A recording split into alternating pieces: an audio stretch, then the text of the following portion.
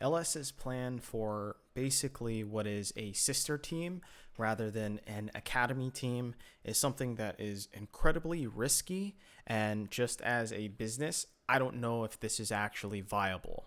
So let me start off with the positives of his idea and the fact that obviously with sister teams you can do more efficient drills, right? You could say to your team, okay, this is what we're going to do, these are the picks that we're going to play, I want to try and play out these lane matchups, but then also I want to see what happens at the second dragon fight because I think there might be a power trough or something, and so I want to discover if this is actually the case 9 times out of 10, regardless of how the players play and everything like that. And on top of that, you can also go over like specific points on, maybe the flaws of a particular team coordination effort in terms of, what they're doing around the map, or when they're trying to take this specific objective, or maybe, like they're trying to take the mid tower or something and one team has a problem with that, specifically the LCS team, right? So I think that's the big positive. And, I think especially too, if you consider how viable this is for the spring split, and basically that you can hold all your cards, close to your chest and not reveal anything, you're going to come out into the spring split. People aren't even going to know what to expect because they haven't really scrimmed you as much. And you might have a couple scrims here and there with other, high profile teams, but a lot of teams are really just not going to know how to play against you. And essentially what you're going to do is you're going to create this environment to where you don't have to scrim the bottom tier teams, because it's actually less practice when you could do specific drills, right? So essentially what LS's plan is doing, if I'm thinking what he's going to do, is that he will only scrim the top teams mostly, and then when he scrims the bottom tier teams, actually he's not even going to do that. He's just going to scrim his sister team, right? So in that regard, I can see the positives. But just like with the situation with Echo Fox, right? Remember way back, this was in 2017, Echo Fox had decided that they were only going to scrim their sister team, which was Delta Fox, right? And the problem with that was, well, first of all, Delta Fox, players were bad, but second of all, was because it essentially gets you into like a stagnation period.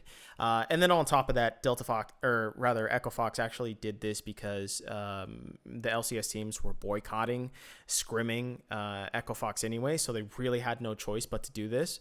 But anyways, so the point of pattern recognition and complacency is what really gets me when you start to get into sister teams trying to play against each other. And the fact that you get so comfortable playing against the opponent that you kind of already know what they're going to do. And at some point it becomes the game of, well, I'm going to do something so unorthodox of what I normally do that it's going to completely throw you off. And then you start to get in your own head because you're going to do that for your teammate, right? Or your opposing teammate. But you don't necessarily have to do that for an opponent, right? That you would face in the LCS, because they don't know you as intimately as your practice partner does.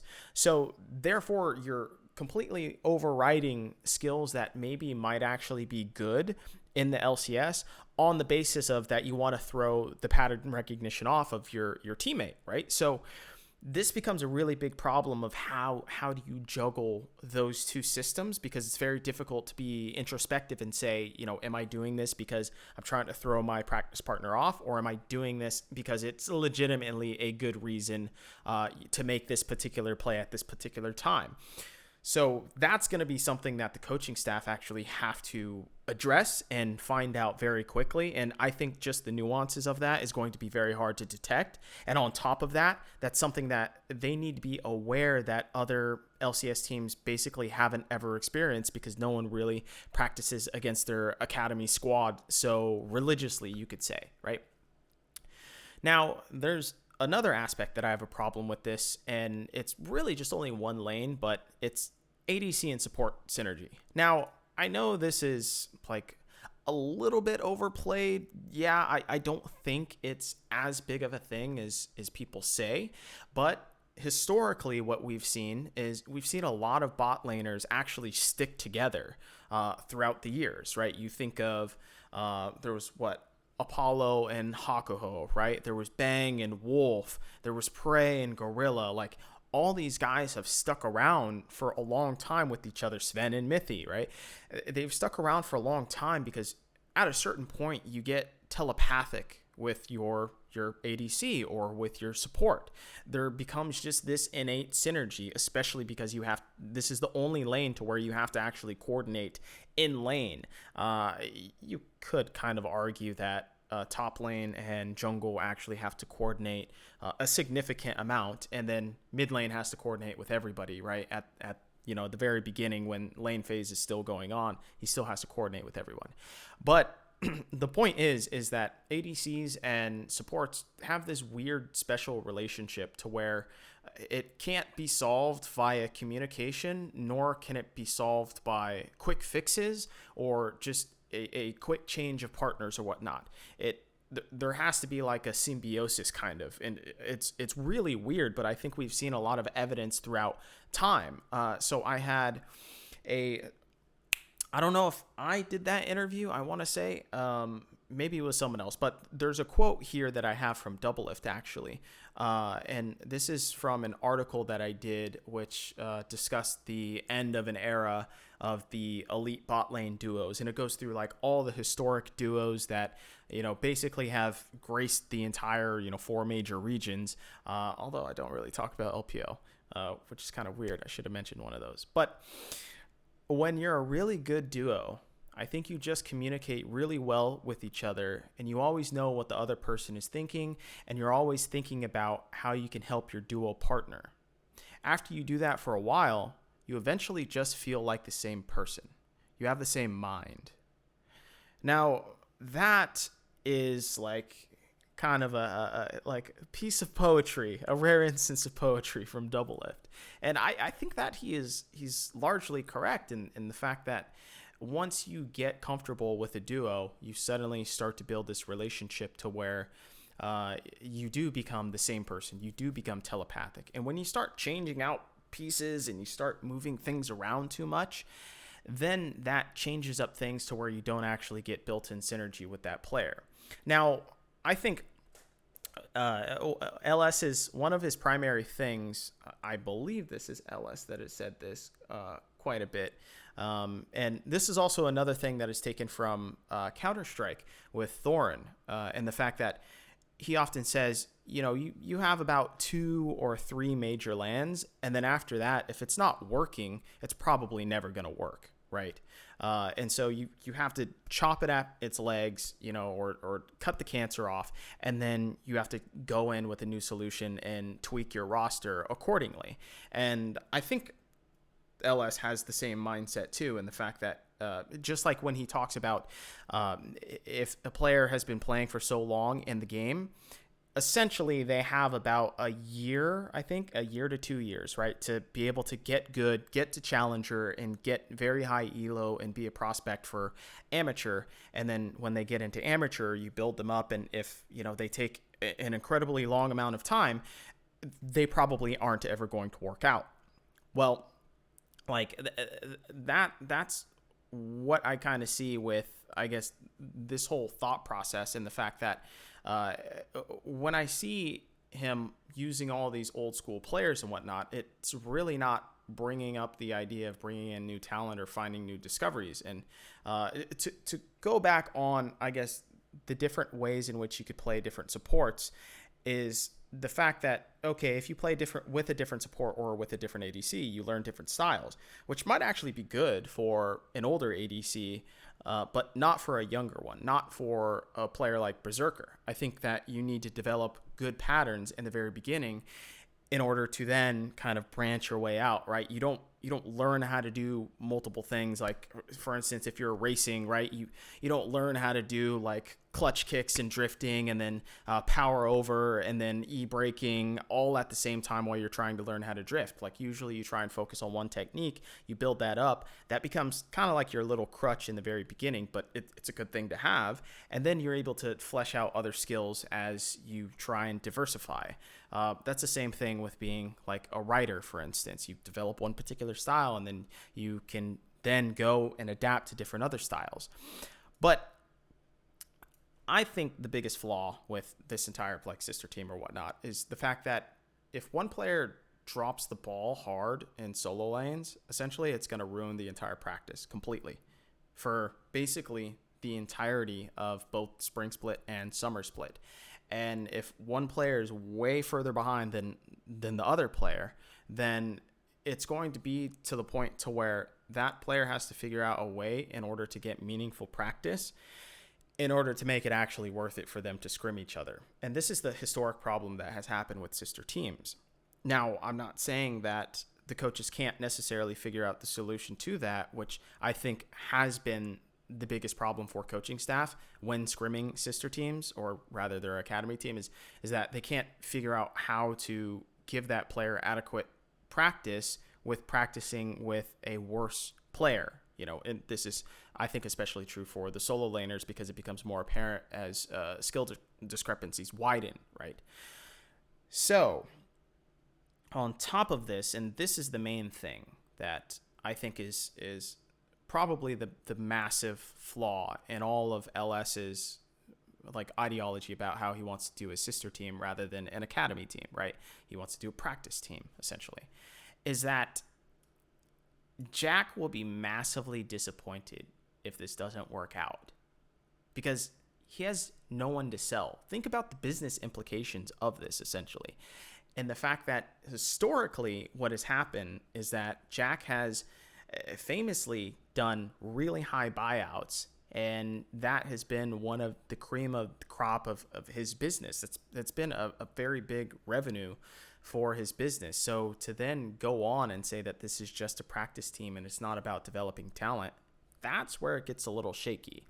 And I feel like LS is trying to do a shortcut because previously what the shortcut was, and I mean, this is still kind of evident since, how he has built his roster out anyways, is the fact that you just import people, right? You import people that are way better, and so therefore you have a further chance to going to Worlds, winning Worlds possibly.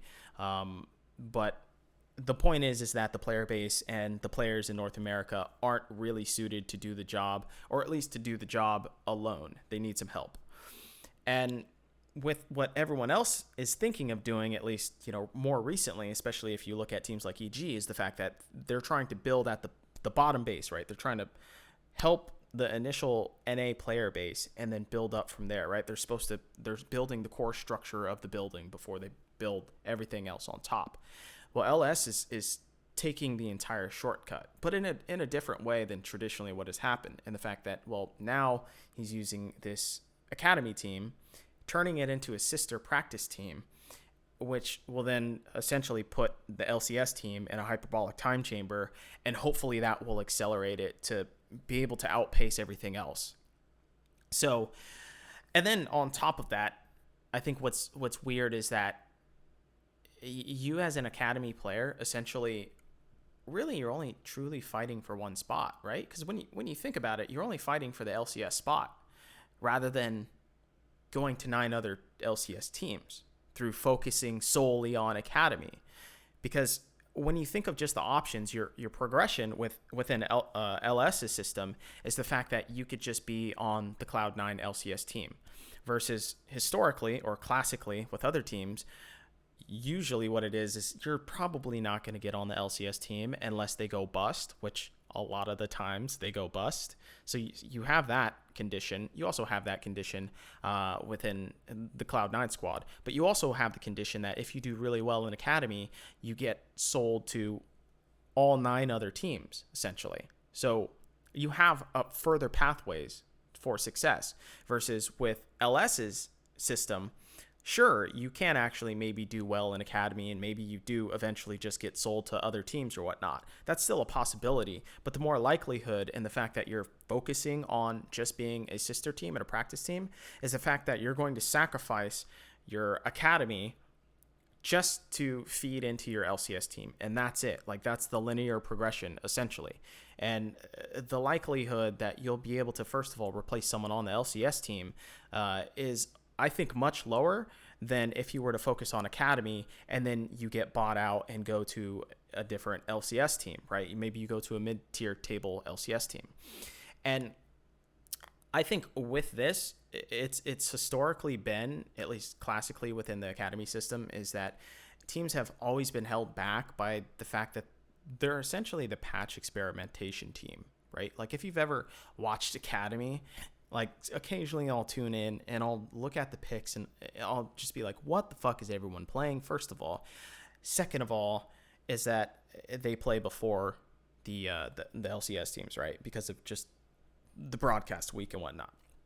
And so you get to see all these weird picks when the patch first gets deployed, and I think that has held back academy teams quite a lot. In the fact that essentially they've just been this experiment team that is trying out wonky shit and trying out things that are thinking outside of the box. And I feel like also too, this is going to be the same thing with the academy team of Cloud9, and the fact that not only are they going to be doing the practice like as a sister team, but they're also going to be doing the wonky shit and the academy, which is then going to even put them further behind.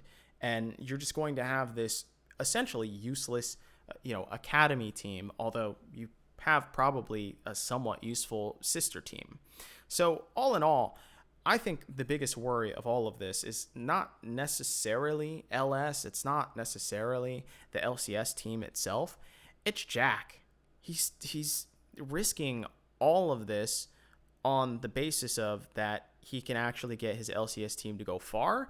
Maybe he supplements that with having more sponsorship dollars and more revenue through that area, because I'm pretty sure sponsors, first, famously, you hear that you get way more money from sponsorships if you're able to go to Worlds. So that's a big thing, and so that needs to be a guarantee. But then second of all, I'm pretty sure that you get more sponsorships if you go past the round robin, right, the group stage, and so then you might be able to make some of the money back versus from the buyouts itself, even though Cloud9 has historically made it out of groups anyway. So I find it a weird business decision from Jack himself, and I think that's probably the biggest concern that I have with this Cloud9 system. And I think if LS fails at this, then it's going to leave a really sour taste in Jack's mouth.